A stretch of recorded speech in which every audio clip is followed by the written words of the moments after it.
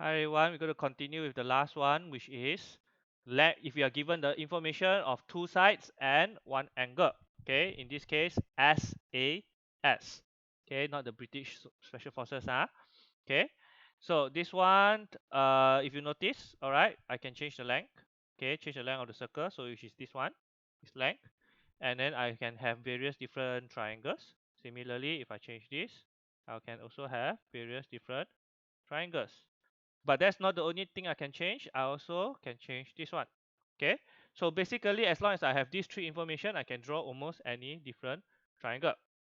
So now we have the this one, length of A, which is 10 cm. So we draw this first. Okay, and then we have the angle of 30 degrees. This is B.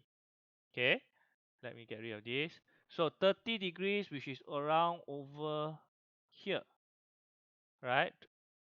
See, I can draw it a bit more. Okay, so you can, if you notice, this is 30 degrees. If I connect the line from here, oh no, and let me draw back 10 cm.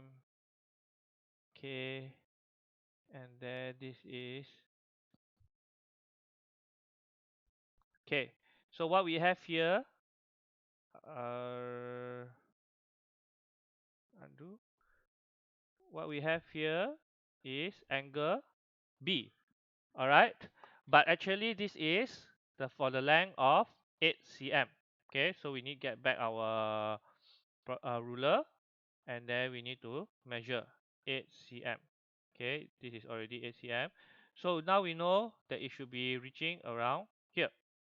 So what all what's next is very simple. All you need to do is connect it back up.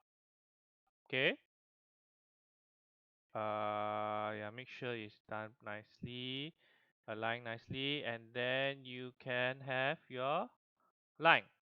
Okay, and then once you reach to this point, okay, then only you can put your length of B.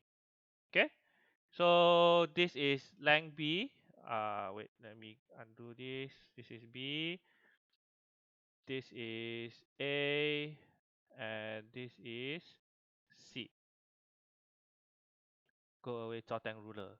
Okay, so this is how you draw a SAS triangle. All right.